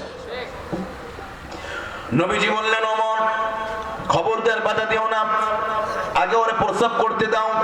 ইহুদি আরামের সহিত প্রস্রাব পাস করার পরে নবীজি বললেন পথিক আমি তোমার চিনি না, তবে তুমি কান্ডা খাড়া করে শোনো, আমরা এই জায়গায় আমরা আমাদের স্রষ্টার জন্য আমরা এখানে সেজদা দিই, তুমি যেখানে প্রস্রাব করে নষ্ট করে দিয়েছো আমরা এখানে সেজদা দিই, আমরা আমাদের রবকে এখানে তালাশ করি। সুবহানাল্লাহ। অথচ তুমি এখানে প্রস্রাব করে দিলে। ইহুদি বলেন ভুল হয়ে গেছে, মাফ করে দিবেন, আমি কখনো বুঝতে পারি নাই এটা যে ইবাদত গ্রহ, এখানে ইবাদত করা হয়, আমি বুঝি নাই, যদি বুঝতাম আমি কোনোদিন প্রস্রাব করতাম না। শুধু তাই নয়, আমাদের ইবাদত গ্রহ যদি আমাদের চার্চে যদি কেউ যে প্রস্রাব করতো, আমি খ্রিস্টান হয়ে আমি তারে কখনো মাফ করে দিতাম না। অথচ আপনি একজন শ্রেষ্ঠ নবী হওয়ার পর আপনার হাতে সমস্ত বাহিনী আছে, ক্ষমতা শক্তি থাকার পরও আপনি কোন প্রতিশোধ গ্রহণ করলেন না। এতে প্রমাণ হয় আকাশের নিচে জমিনের উপরে আপনার কোন দয়ালু মানুষ পৃথিবীর ভিতরে আর নাই। অতএব আমি সাক্ষ্য দিলাম সমস্ত সাহাবীদের সামনে, আমি ইহুদি হয়ে সাক্ষ্য দিলাম, আজ থেকে আমি কালিমাওয়ালা হয়ে গেলাম, আর আমি শাহাদা দিলাম আশহাদু আল্লাহ ইলাহা ইল্লাল্লাহু ওয়া আশহাদু আন্না মুহাম্মাদান আবদুহু ওয়া রাসূলুহু। আল্লাহু আকবার। এই জন্য আল্লাহ বলেন ফাবিমা রাহমাতিন মিনাল্লাহি লিনতা লাহুম ওয়ালাউ কুনতা ফাযযান গালিযাল কলবি লানফাদ্দু মিন হাওলিক। নবীজি আমার, আপনি যদি কোমল হৃদয়ের অধিকারী যদি না হতেন, আমি আল্লাহ আপনাকে যদি কোমল হৃদয়ের যদি না বানাতাম, লানফাদ্দু মিন হাওলিক, আপনার কাছের মানুষগুলো কখনো দাওয়াত গ্রহণ করতো না। তাহলে আমার নবীজি বিনয়ী, আর আমরা হলাম প্রতিশোধ পরায়ণ, তাই না? একটা মানুষ মারা গেছে 5 বছর 10 বছর 20 বছর আগে, না প্রতিশোধ নাও আছে না? অথবা কারো ভাই মারা গিয়েছে এলাকায়, আমরা বলছি বাবা ছেলেকে ওয়াদা করছে, বাবা আমার জীবন চলে যাবে, খবরদার ওর জানাজায় আমি শরীক হব না। আসলে তুই যাবি না, তোর ছেলে যাবে না, তোর 14 গোষ্ঠী ওর জানাজা যাবে না। আসলে সমাজে এমন মানুষ আছে একজন আরেকজনকে সালাম দিলে সালামের জবাবটাও, এটা কোন কথা ভাই? উনি তো সালাম দিচ্ছে মানে কি আসসালামু আলাইকুম ওয়া রাহমাতুল্লাহ, অর্থ কি? যে পিস বি আপন ইউ, অর্থাৎ তোমার উপর শান্তি বর্ষণ হোক। সুবহানাল্লাহ বলেন। ওই মানুষটা তো শান্তি কামনা করছে আপনার জন্য, আর আপনি সালামের জবাব দিচ্ছেন না, মানে কি আপনি নিজেই শান্তির বিরোধী। কথা কোন ঠিক কি না? আমার প্রিয় ভাইরা, তাহলে কি হলো? আমাদের হৃদয়গুলো আজকে পাথরের মতো হয়ে গিয়েছে, আল্লাহর জন্য আর চোখে পানি আসে না। কবরের কথা শুনলো আমাদের কবরে পানি আসে আসে না। এই যে ঘূর্ণিঝড় টর্নেডো কত কিছু হয়, মানুষ মারা যায়, কিন্তু আমাদের দুনিয়ার প্রতি এতই আসক্ত হয়ে গিয়েছি, দুনিয়ার ক্ষমতার প্রতি আমাদের এতই মায়া মমতা, ক্ষমতা আমাদের এমন ভাবে পেয়ে বসেছে, কবরের কথা আমাদের স্মরণ আছে। 2 দিন আগে আপনারা দেখেছেন তাই না প্রিয় ভাইরা, ঢাকা থেকে একটা লঞ্চ ঝালুকাঠি গ্রামে, বরিশাল গ্রামে একটি না ঝালুকাঠি যাচ্ছিল, বরগুনা। এই লঞ্চটা যারা ভিডিওটা দেখেছেন হয়তো তারা যদি ভিতরে ন্যূনতম যদি মায়া মমতা থাকে, সকলে হয়তো কান্না করছে। আমি যতবার দেখেছি কি মায়া, কি নির্মম একটি ঘটনা ঘটে গেল। যারা ওই লঞ্চে প্রথমে টিকিট কেটে উঠেছে তাই না প্রথমে, তার মানে কি ওরা নিজেরা মৃত্যুর জন্য টিকিট কাটছে ওই দিন। আর আল্লাহর ক্ষমতা কত বড়, এখানে তাকান, আল্লাহর ক্ষমতার যে বহিঃপ্রকাশ আবার তিনি দেখিয়ে দিলেন। আচ্ছা, আমরা আগুন নিভাতে কি ব্যবহার করি? পানি না পেট্রোল? পানি না, ও পানি। আর এই জাহাজটা ডুবলো কোথায়? আগুন ধরছে কোথায়? পানিতে। আশ্চর্য, এই দৃশ্য হয়তো পৃথিবীবাসী খুব কম দেখছে। আমাদের বাংলাদেশে এটা প্রথম আমার মনে হয়। এগুলো যুদ্ধের সময় ঘটনাগুলো ঘটে, দূর থেকে মিসাইল মেরে জাহাজগুলোতে আগুন লাগিয়ে দেয়, যুদ্ধের সময় হয়, অথবা এক দেশ আর এক দেশের তেলের গাড়ি, তেলের জাহাজগুলো, শিপগুলো আগুন লাগিয়ে দেয়। কিন্তু এমন ঘটনা আমরা দেখি নাই। কল্পনা করেন, অথই জলরাশির উপরে একটি জাহাজ আগুনে দাউ দাউ করে জ্বলছে, তাহলে ওই আল্লাহর ক্ষমতা আসা নাই। আল্লাহ বুঝাতে চাইলো, বান্দা আজকে তোমাদের এত শক্তি আছে, এত ক্ষমতা, যে পানিতে তোমরা আগুন নিভাও, অথচ তোমাদের হাতের নিকটে পানি আছে। এরপরও সেই জাহাজের কর্তৃপক্ষ হাজার হাজার মানুষ ছিল, তারা কি সেই জাহাজের পানি নিভাতে পেরেছে, আগুন নিভাতে পেরেছে? পারে নাই। কিন্তু আমরা এমন ক্ষমতা দেখাই, এমন কিছু, হ্যাঁ এটা করে ফেলবো, ওইটা করবো, অহংকার আছে না নাই? কিছুদিন আগে দেখলেন তো ওই যে উত্তরবঙ্গে একটা ওই যে জামালপুরে কি জানা করে টাকলু মুরাদ, দেখলেন না কিরকম কথা বললো? আলেমদেরকে নিয়ে, কোরআনকে নিয়ে কত বড় সাহস ওনার, যে পবিত্র ভূখণ্ডে যেভাবে তিনি কথা বললেন যে বাংলাদেশে রাষ্ট্রধর্মে ইসলাম থাকতে পারবে না। নাউজুবিল্লাহ বলেন। এটা কি ওনার বাবার দেশ? কথা কন না কেন? মনে রাখতে হবে, পূর্ব দিগন্তে সূর্য ওঠে যেমন সত্য, পশ্চিম দিকে ডুবে যাবে এটাও যেমন সত্য। এ বাংলাদেশে ইসলাম ছিল, আছে, থাকবে। যারা ইসলামকে চক্রান্ত করবে, এদেশে তাওহীদ জনতা তাদের বিরুদ্ধে যুদ্ধ ঘোষণা করবে। কথা কন ঠিক না? এদের প্রেভারে কখনো যদি ইসলাম কোরআনের বিরুদ্ধে আবার যদি ষড়যন্ত্র হয়, সেই ষড়যন্ত্র রুখে দিবে কারা কারা, তুই হাত উঁচু করে আল্লাহকে দেখায়।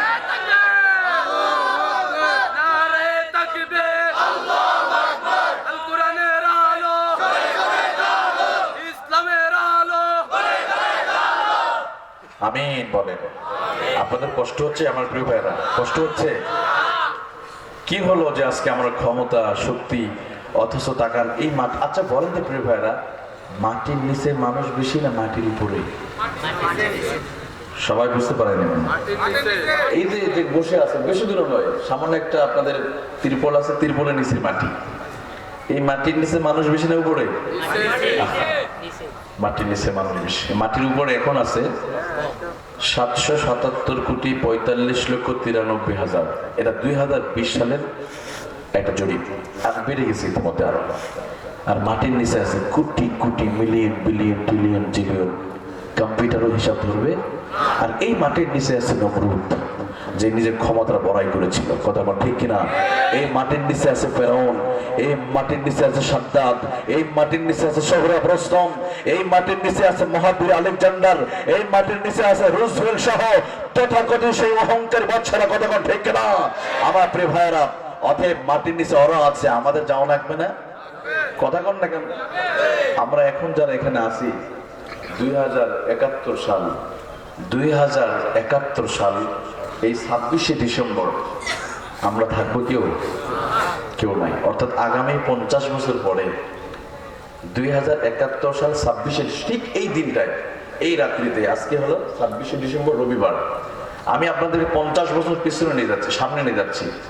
2071 সাল 26শে ডিসেম্বর ঠিক রবিবার, এই দিনে আমরা এখানে 99% মানুষ আমরা থাকবো না, মাটির নিচে চলে যাবো। কোরআন শরীফ হাতে নিয়ে বলছি এটা, 99%।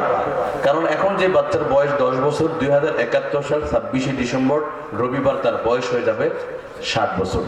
তো সম্ভব আমার বাঁচতে? এখন ধরেন আমার বয়সে আমি 30 যদি হিসাব করি, 32 বছর রানিং চলছে। আগামী 50 বছর পরে আমার বয়স কত হবে? সম্ভব নয়। আমরা বয়স কত পারবো? 80, এখানে 80 বছর কি আছে? 79। তাহলে যদি বেঁচে থাকি ওনার মতো অবস্থাটা হবে। কতক্ষণ ঠিক কিনা? চুলগুলো এখন এরকম আছে না, একটু ব্ল্যাক, একসময় সাদা হয়ে যাবে, এটা পুরো যাবে। তাহলে আমরা এখানে সরকার যেই ছেলেটা এখন ধরেন 18 বছরের যুবক, 20 বছর, আমার তো 20 বছর, এখন কেন নামাজ পড়তে হবে? এটা কি নামাজ পড়ার সময় নাকি? আছে এখন কি দাঁড়িয়ে রাখার বয়স হলো নাকি? বলেন এরকম।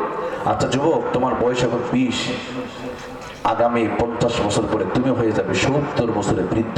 কথা বল ঠিক কিনা? আজকে তুমি ক্ষমতার বড়াই, ক্ষমতার অহংকার করছো, আগামী 50 বছর পরে তোমার 14 গোষ্ঠী ক্ষমতা খুলে পাওয়া যাবে না। কথা বল ঠিক কিনা? একটু পিছনে যান, তাহলে বোঝা যাবে আমি কোথায় আছি, কোন জায়গায় পড়ে আছি আমি। আপনি আছেন মাটির নিচে আছেন আপনি। আপনার কাফনে কাপড় তৈরি হয়ে গেছে, মসজিদগুলো তো প্রত্যেকটা মসজিদের খাটিয়া আছে না নাই? কিন্তু একটা বার আমরা খাটিয়াগুলো দেখি, খাটিয়ার পাশ দিয়ে হেঁটে হেঁটে যাই, কিন্তু কল্পনা করি না আমার ওই দামি গাড়িটাতে উঠানো হবে, কেউ এটা কল্পনা করি না।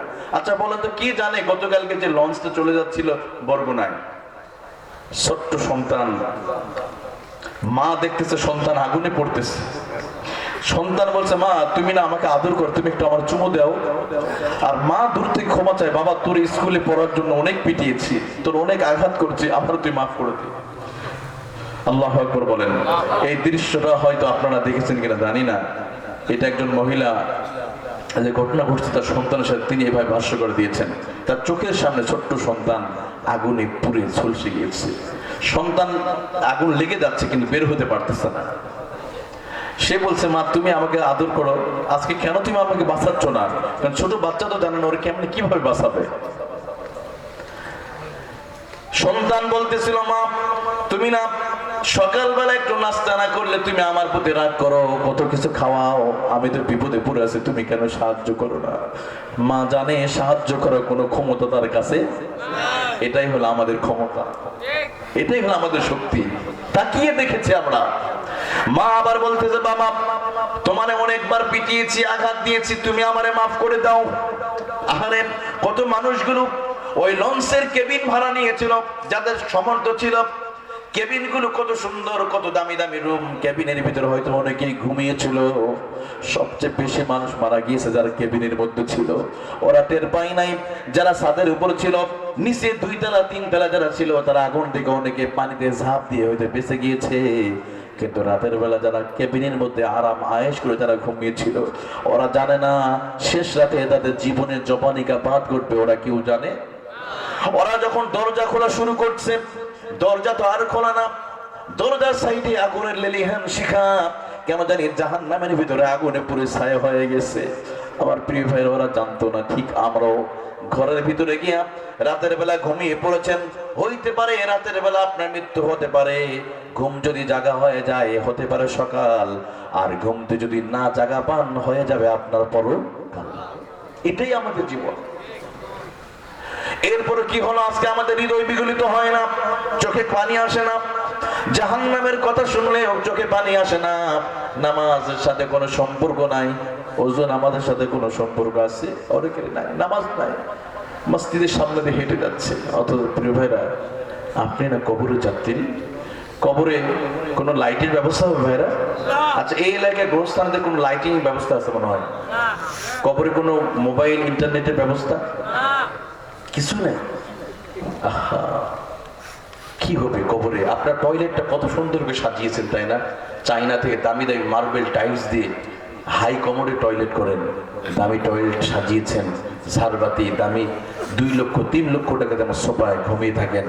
কিন্তু একটা দিন এই মায়া মমতার সোফা সব ছেড়ে আপনাকে মাটির ঘরে যাওয়া লাগবে। কিন্তু সেখানে কিসের আলোর ব্যবস্থা হবে, কি করতে হবে সেটা ব্যবস্থা করি না। আজকে আমাদের চেহারা থাকবে মৃত্যুর 8 ঘন্টার ভিতরে, বেশি নয়, মাত্র 8 ঘন্টার ভিতরে আপনার সুন্দর চেহারা পচে যাবে, পোকাকে শেষ করে ফেলে দিবে।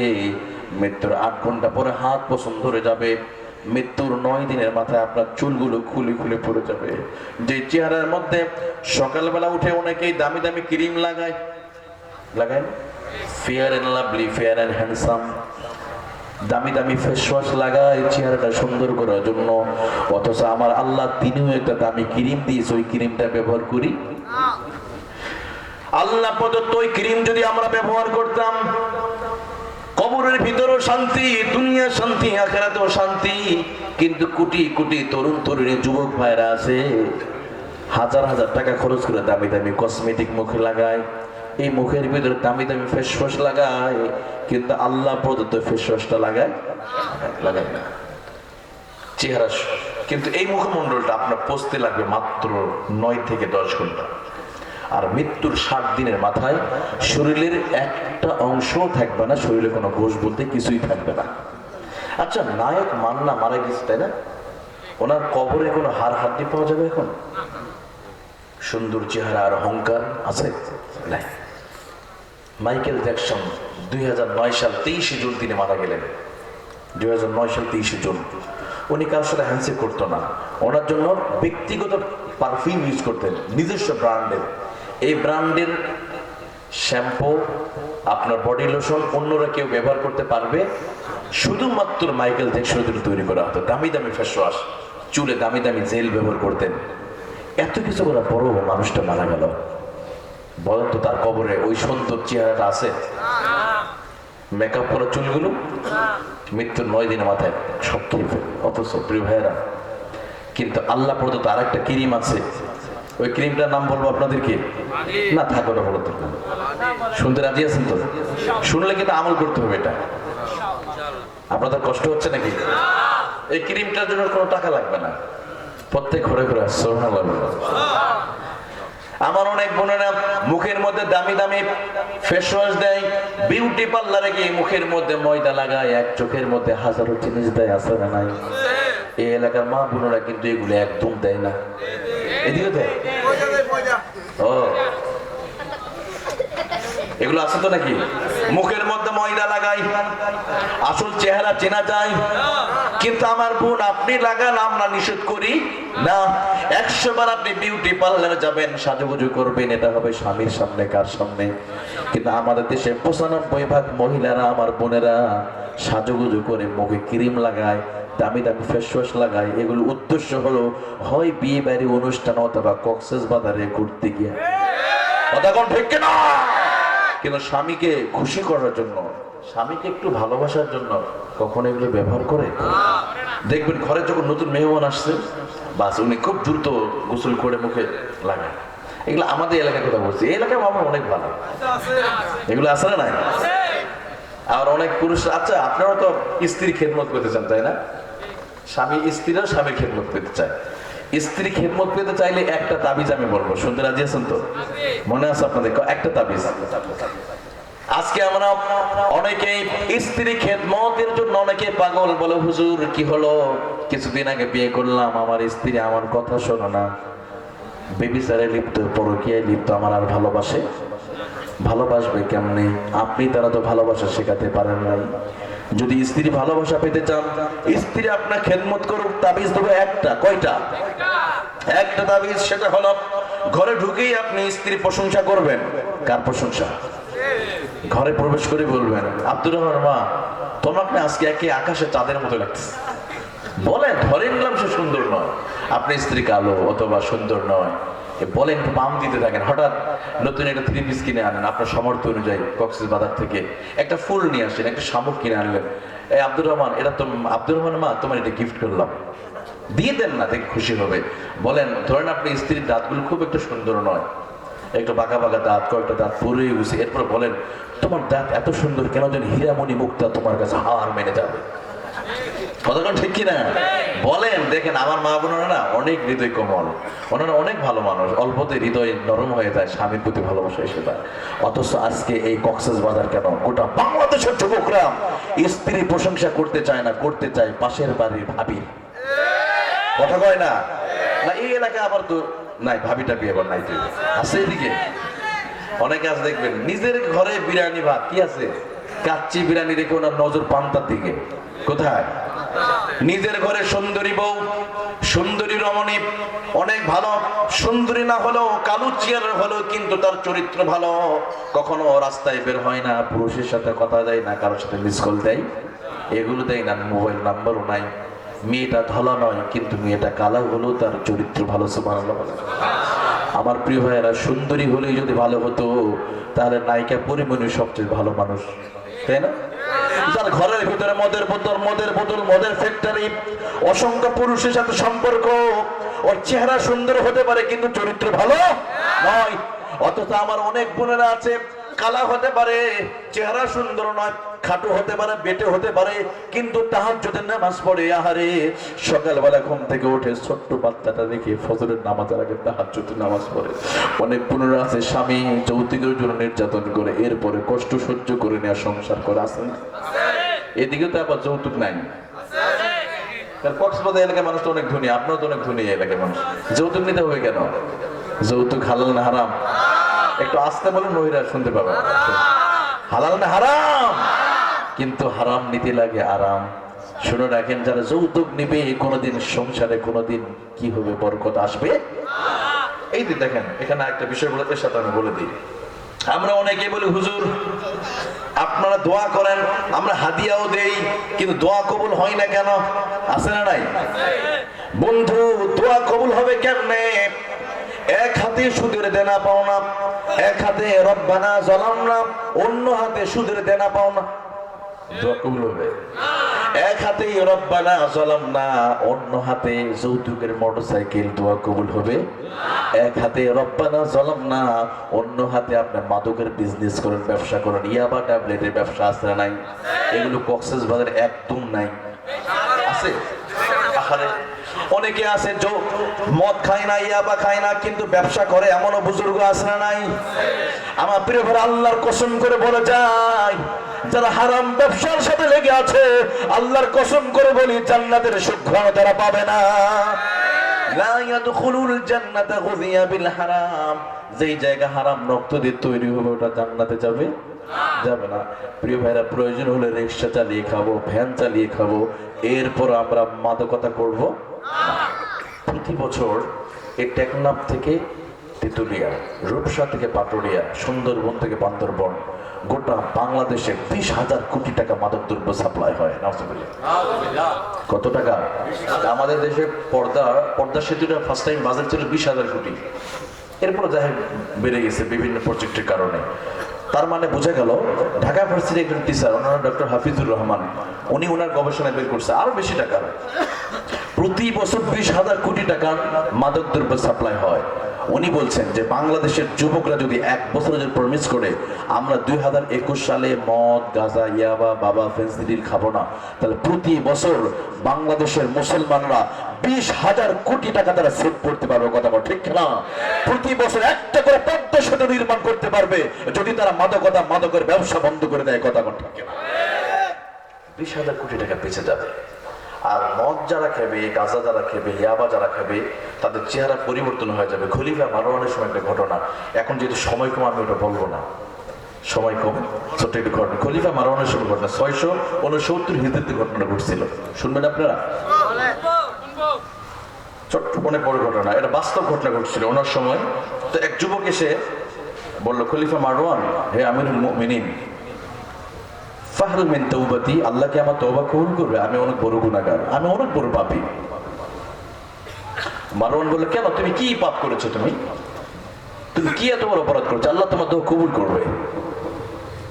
এবার বলল যে, হে আমিরুল মুমিনিন, আমি এমন পাপ করতাম, আমি প্রতি বছর দীর্ঘ 8 বছর ধরে মানুষ মারা যায়, মরা মানুষের কাফনে কাপড় চুরি করে বাজারে বিক্রি করতাম। নাউজুবিল্লাহ। কত বছর? 8 বছর।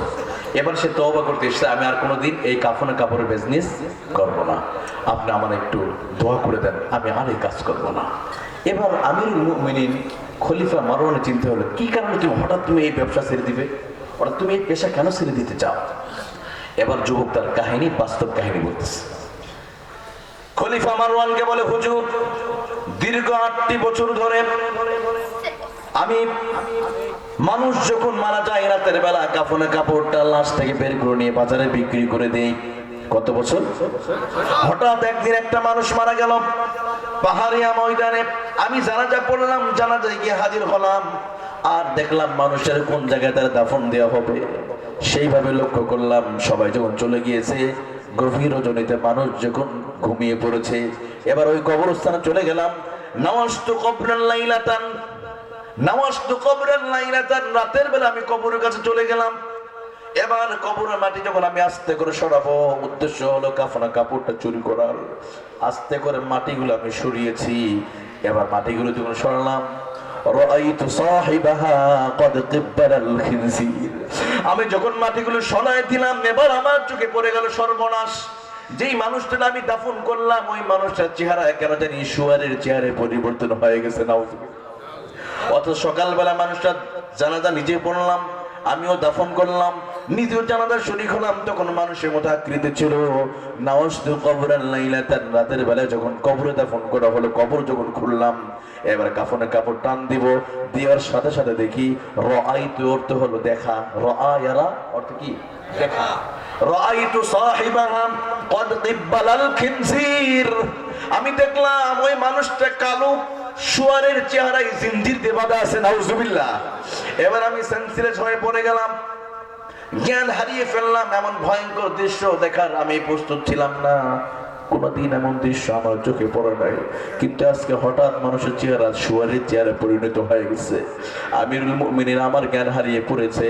কিছুক্ষণ পরে কে জানে আমার বলে, লিমাযা ইউআযাবতু, যুবক তুমি কি জানতে চাও না কেন মানুষটার চেহারা শুয়ারের চেহারা পরিবর্তন করা হলো? তখন আমি বলবো হ্যাঁ জানতে চাই। অদৃশ্য দেওয়া গেল, কেন মানুষটা শাস্তি দেওয়া হলো? অদৃশ্য থেকে হয়তো রব্বুল আলামিন এটাও কোনো কারিশমা থাকতে পারে। এবার দূরতে আওয়াজ আসলো, কানা ইয়াশরাবুল খামরা ওয়া মা মিন তাওবাতি, এই মানুষটা ছিল মদ খেত, এমনকি মদ খেয়ে রাস্তায় পড়েছিল, রাস্তায় তার মৃত্যু হয়ে গিয়েছে। তওবা করার সুযোগটা মানুষ করে নাই, তওবা পায় নাই, তওবা করার সুযোগ পায় নাই, বিনা তওবায় মৃত্যু হয়ে গিয়েছে।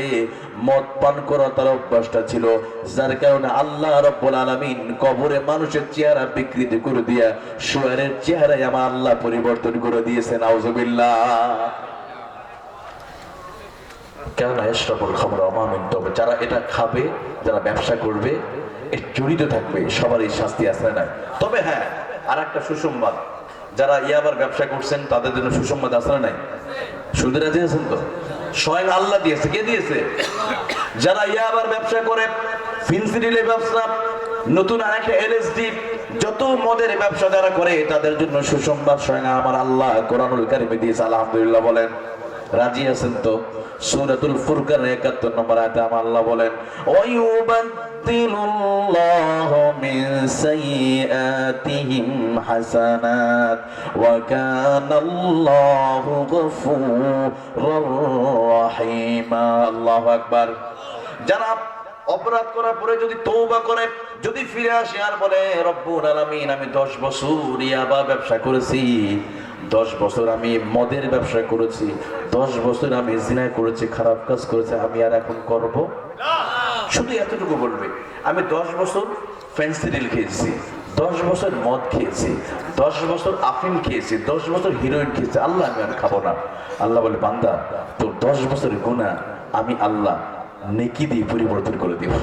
সুবহানাল্লাহ বলেন। 10 বছরের গুনাহটাকে সাইয়্যাতিম হাসানাত, সাইয়্যাত হলো পাপ, তোর পাপগুলো আমি আল্লাহ তাআলা ডিলিট করে দিয়া ওই জায়গা আমি আল্লাহ নেকি দিয়ে ভরপুর করে দিব। সুবহানাল্লাহ। এই জন্য যারা কোনোদিন যদি মদ খেয়ে থাকেন, ব্যবসা করে থাকেন, আমার ভাইয়েরা যারা দূর থেকে শুনছেন, আমার কলিজার টুকরা প্রিয় যুবক ভাইয়েরা, দরকার হলে রিকশা চালিয়ে খাবো, ভ্যান চালিয়ে খাবো, এরপর হারাম ব্যবসার সাথে আমাদের সম্পর্ক থাকবে। আল্লাহ আমাদের কবুল করুক। আমি বলছিলাম, সংক্ষেপে শেষ করছি, যেহেতু ওটা মনে আছে তো নাকি, স্ত্রী ভালোবাসা পেতে গেলে কি করতে হবে? ওনাদের প্রশংসা করবেন, ঘরে আসবেন, সালাম দিবেন, প্রশংসা করবেন, ওদের প্রিয় জিনিসগুলো এনে দিবেন, খাওয়া দিবেন স্ত্রীদেরকে, মাঝে মাঝে স্ত্রীরা ভুল করলে মাফ করে দিবেন। দেখেন প্রিয় ভাইরা, আপনার স্ত্রী প্রতিদিন রান্না করে সময় দেয় কতটুকু সময় জানেন? 8 ঘন্টা শুধু আগুনের সামনে আপনার স্ত্রী বসে থাকে। সুবহানাল্লাহ। কখনো কি কক্সবাজার এলাকার মানুষের হিসাব করছে এটা? আপনারা করেন না হয়তো। একজন মহিলা সকালে ঘুম থেকে উঠেই আপনার জন্য, আপনার বেবির জন্য, সন্তানের জন্য নাস্তা তৈরি করে, তাই না? চলে গেল 2 ঘন্টা। ঘুম থেকে উঠেই যে হাড়ি পাতিল পরিষ্কার করে, সবারই তো আর কাজের মহিলা নাই, ম্যাক্সিমামই নাই। এবার আসে দুপুরে আপনার জন্য লাঞ্চ তৈরি করে, ওখানে চলে গেল আরো 3 ঘন্টা, রাতের বেলা ডিনার, এখানে চলে গেল আরো 3 ঘন্টা, আবার আসরের পর অনেকে আবার পান খায়, আর অনেক কিছু আসে নাই, পান বিড়ি, আর বিড়ি তো এদিকে কেউ খায় না, বিড়ি খায়, বিড়ি হালাল না হারাম? তবে বিড়ি খেতে পারেন, কিন্তু জান্নাতে গেলে কিন্তু বিড়ি পাবেন না। কারণ বিড়ির মধ্যে 2টা আলামত পাওয়া যায়, যেটা জাহান্নামের মধ্যে পাওয়া যায়, একটা ধোঁয়া আর একটা জ্বালানি, আসলে নাই। জান্নাতে যদি এটা ছেড়ে দিতে হবে, আল্লাহ আমাদের তৌফিক দান করুন। আমার ভাইরা হয়তো বিড়ি খায়, কি হয়েছে, ইনশাআল্লাহ ওনারা ছেড়ে দিবে, ইনশাআল্লাহ, আল্লাহ কবুল করুন, আমিন। তাহলে একজন মহিলা প্রতিদিন 8 ঘন্টা করে শুধু রান্নাঘরে সময় দেয়, শুধু আপনার জন্য, আপনার বেবির জন্য, আপনার সন্তানের জন্য। সেই মহিলা একটু ভুল করলে ক্ষমা করা যায় না ভাই? ওরা তো প্লাস্টিক রোবট নয় যে ওরা ভুল করলে মাফ করতে পারবো না আমরা।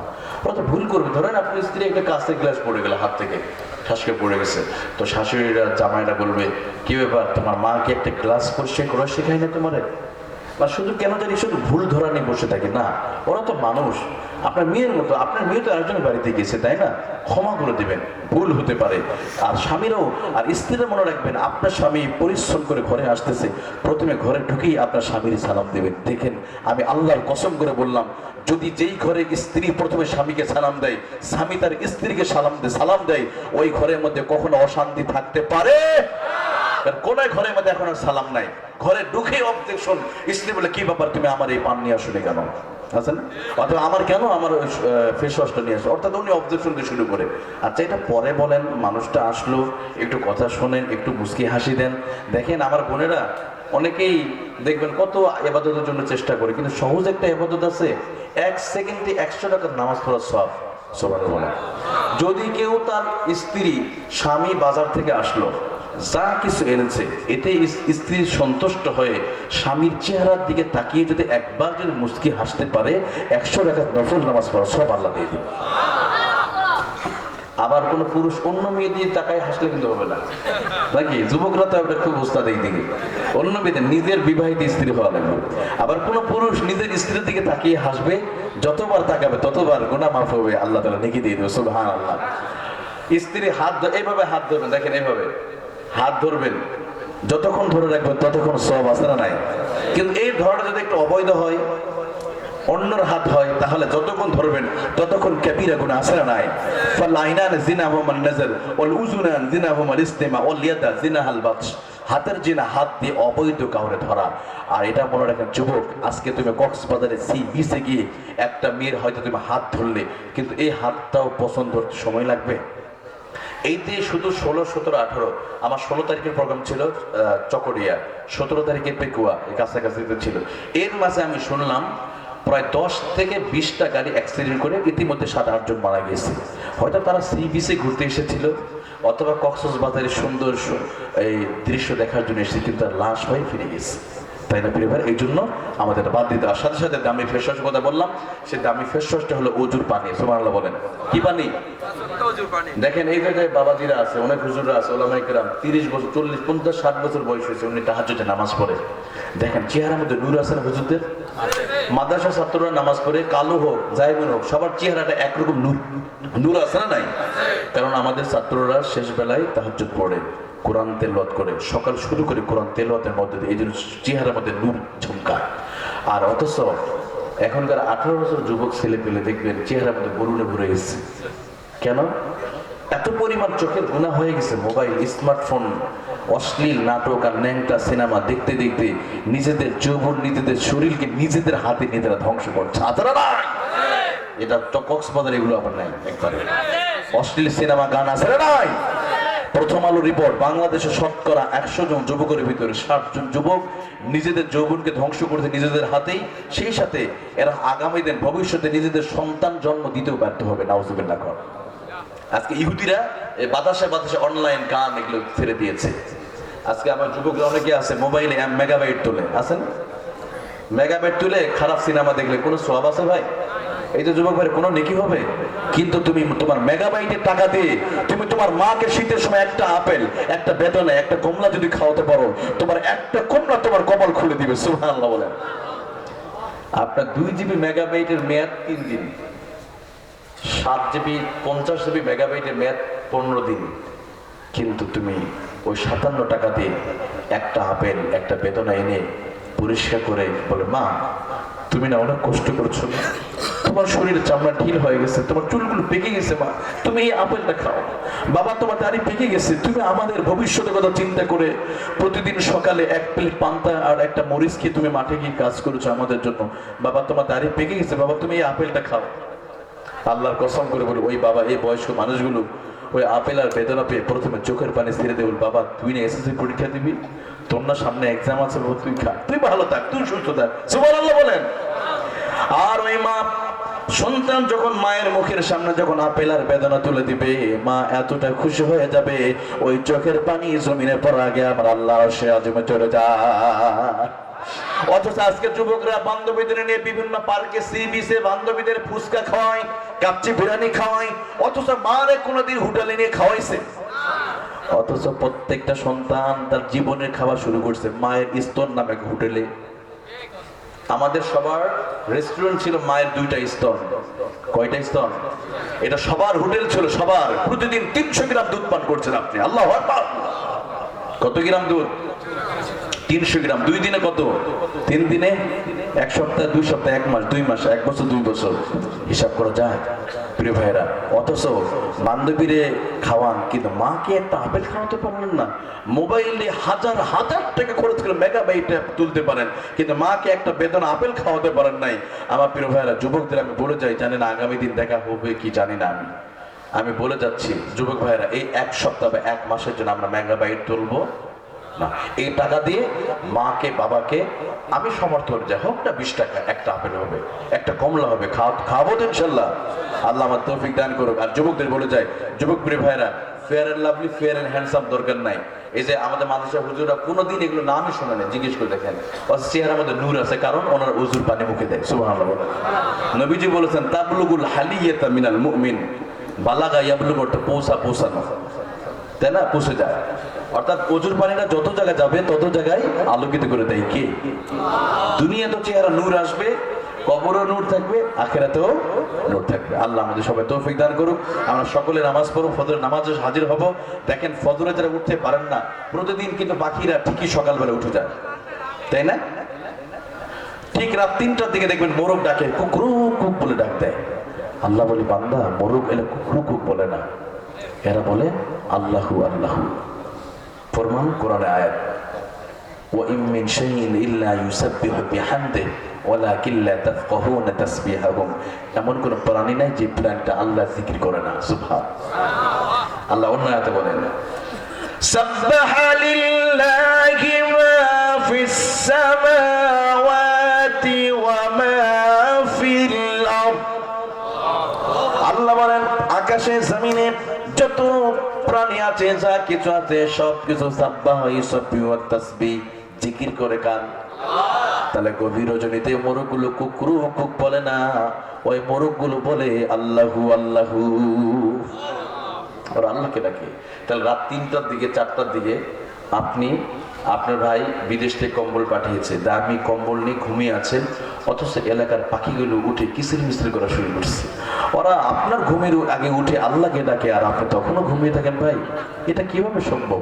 এই জন্য আসেন না, আমরা আজ থেকেই নামাজ পড়তে চাই কি চাই না।